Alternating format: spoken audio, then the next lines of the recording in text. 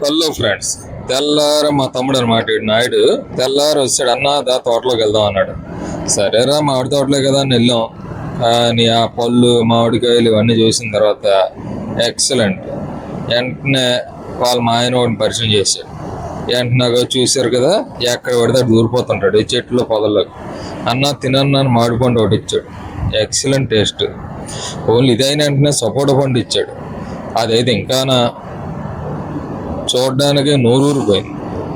సరే అక్కడి నుంచి మామిడిపళ్ళు చూశాను. ఇదే బాబు ఎంత ఉందిరా బాబు అని భయపడ్డాను.